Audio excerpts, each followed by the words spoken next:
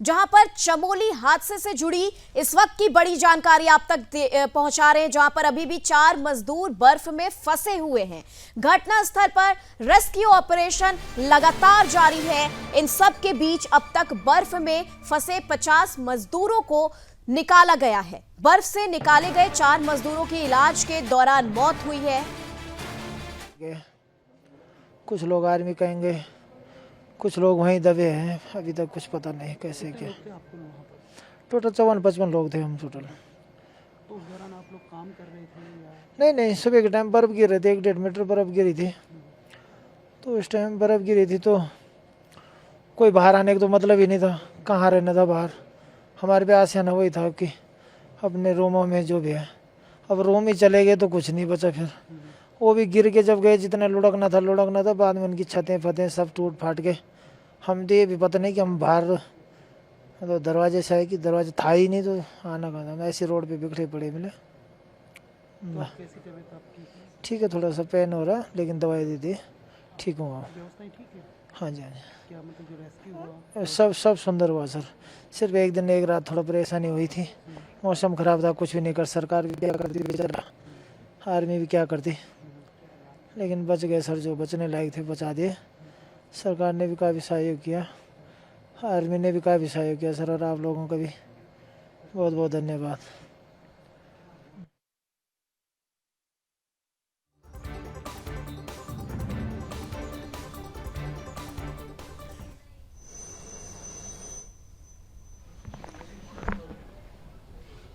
क्या नाम है आपका? मुन्ना प्रसाद सर, कहाँ से हैं? बिहार से। भैया जी, मुन्ना जी क्या कर रहे थे आप? क्या नाम है आपका? मुन्ना प्रसाद, कहाँ से हैं? बिहार से। कैसी थी वो सुबह जब ये ग्लेशियर वहाँ पर टूटा? सब मत पूछिए सर, ऐसा मंजर मैंने कभी नहीं देखा। हाँ, वो कंटेनर हवा में उड़ रहे थे साहब। तो कितने लोग थे आप कंटेनर के अंदर? हम 9 बंदा थे एक कंटेनर में। तो बर्फ के नीचे आप लोग दबे रहे कंटेनर के नीचे? कंटेनर जब उड़ा ना तो उसमें से कंटेनर के साथ कुछ लोग उड़े और कुछ कंटेनर से बाहर निकल गए साहब जी। तो रेस्क्यू अभियान कितनी देर बाद चला? कितनी देर आप रहे कंटेनर पर? और वो पैदल करके ही किसी तरह हम लोग 20-21 बंदा पैदल BRO कैंप 4 किलोमीटर दूर है, वहाँ जाके बर्फ़ में ही 5 से 6 फीट बर्फ़ था, उसमें किसी तरह तैर के 4-5 घंटा बाद जाके BRO कैंप पहुँचे। कुल कितने लोग थे? हम एक साथ 23 बंदा पहुँचे BRO कैंप जी। अभी कई लोग लापता भी बताए जा रहे हैं। 6-7 बंदा लापता है सर 6-7 जी।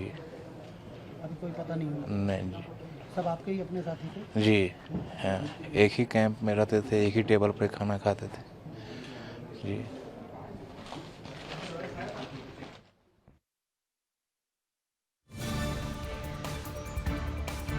श्रमिकों की प्रतिक्रिया आप तक पहुंचा रहे हैं, और चमोली में हुई दर्दनाक घटना के बाद अब घायल श्रमिक का उपचार जो है वो भी जारी है। ऐसे में आपको बता दें, उत्तराखंड में चमोली जिले के माणा गांव स्थित सीमा सड़क संगठन यानी कि BRO के शिविर में कहाँ से हैं? यूपी मुरादाबाद से। तो यहाँ क्या मजदूरी आप कर रहे थे? हाँ सर, कंटेसर लाइन में काम करते हैं। क्या हुआ उससे? पता नहीं, सुबह का 28 तारीख की सुबह को पता नहीं 8:30 बजे का भाग्य था। एकदम ऊपर से ग्लेशियर आया, कंटेनर पलट गया। पता नहीं चला हमारा कंटेनर कहाँ था, हम कहाँ पहुँचे। हम तो बर्फ़ में निकले थे। तो रहने के लिए क्या कंटेनर ही थे या कोई दूसरी नहीं व्यवस्था नहीं, थी? कंटेनर थे। तो आप लोग कंटेनर के अंदर रहते? हाँ जी जी, कंटेनर थे। तो क्या कंफर्ट होता है कंटेनर के अंदर? ठीक है। हाँ सही है, वैसा कोई दिक्कत नहीं कंटेनर में। कंटेनर तो ग्लेशियर से पलटी मारा ना, तो कंटेनर तो पता नहीं चला कहाँ गया कहाँ नहीं गया हमारा। हम तो कंटेनर से बाहर थे, बर्फ़ में निकले थे हम तो। जो लोग ये लापता बताए जा रहे हैं, ये लोग भी कंटेनर के अंदर से या कोई जी जी दूसरे के जी अंदर? सर, हमारे कंटेनर 9 बंदे थे। 9 बंदों हमारे 5 बंदे हमारे गायब हैं, अभी मिले नहीं अभी। 4 बंदे हम सेफ हैं। कितने गायब बताए? 5 बंदे 5 बंदे गायब थे जी, और अभी तक मिले नहीं? अभी मिले नहीं अभी।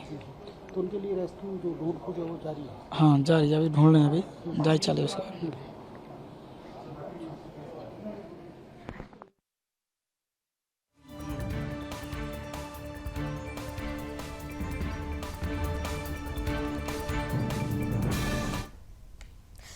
और चलिए इसी के साथ चमोली खबर पर विशेष बातचीत के लिए हमारे साथ लेफ्टिनेंट कर्नल मनीष श्रीवास्तव इस वक्त हमारे साथ हैं, जो कि जनसंपर्क अधिकारी हैं और रक्षा विभाग से हैं। और मनीष जी, जानना चाहेंगे कि चमोली हादसा जो हुआ, अब तक 4 मजदूर अभी भी बर्फ में फंसे हैं, 50 को रेस्क्यू किया गया है और काफी चुनौतीपूर्ण परिस्थिति है आप लोगों के लिए। किस तरीके से, अभी कितना समय और लगना है? बाकी जो 4 मजदूर हैं, कुछ लापता भी बताए जा रहे हैं, क्या उनके बारे में भी जो खोज है वो सफलतापूर्वक हो पाएगी? 4 मजदूर जो अभी फंसे हैं वो कब तक बाहर निकल पाएंगे? क्या कुछ जानकारी अब है? जी, सबसे पहले मैं आपको अपडेट कराता हूँ लेटेस्ट जानकारी के बारे में, जिसमें सबसे पहले आज सुबह ये पता चला था, एक सुनील कुमार थे जो घटना से पहले वहां से निकल गए थे एक्सीडेंट साइट से, तो वो सेफ हैं। तो अब हमारी जो टोटल सेफ लोगों की संख्या हो गई है वो 51 हो गई है, और अब केवल 4 लोग हैं जिनको फंसा हुआ हम लोग मान सकते हैं, और उनको सर्च करने के लिए आर्मी की आईबेक्स ब्रिगेड टीम ने अपना पूरा जोर लगा रखा है।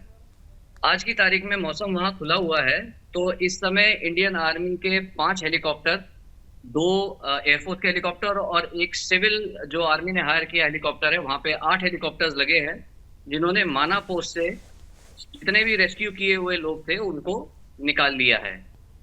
अब इस तरह जब कल हमारे आर्मी कमांडर सेंट्रल कमांड साहब माना पर गए थे, तो उन्होंने हेल्प का वायदा किया था। उसके लिए अब एक एडिशनल ये ड्रोन बेस्ड इंटेलिजेंट मरीड ऑब्जेक्ट डिटेक्शन सिस्टम ये दिल्ली से चल चुका है, और देहरादून होते हुए ये जोशीमठ पहुंचेगा और रेस्क्यू ऑपरेशंस में हेल्प करेगा। और इसके अलावा एक एनडीआरएफ टीम 10 लोगों की पहुंच चुकी है।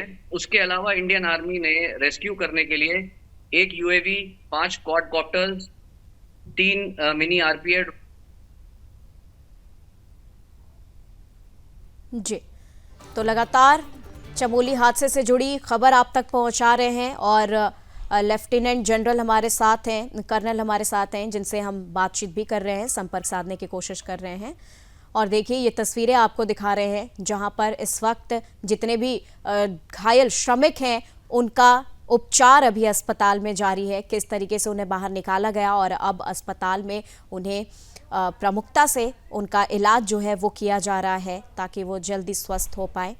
और आपको बता दें कि अभी भी 4 मजदूर बर्फ में फंसे हुए हैं। ये सीधी तस्वीरें आप तक पहुंचा रहे हैं अस्पताल से, जहां पर सभी घायल श्रमिकों को भर्ती कराया गया है और आगे का उपचार अभी जारी है। इसी के साथ आपको बता दें घटनास्थल पर रेस्क्यू ऑपरेशन अभी भी जारी है। आज इस घटना का 3रा दिन है और ऐसे में लगातार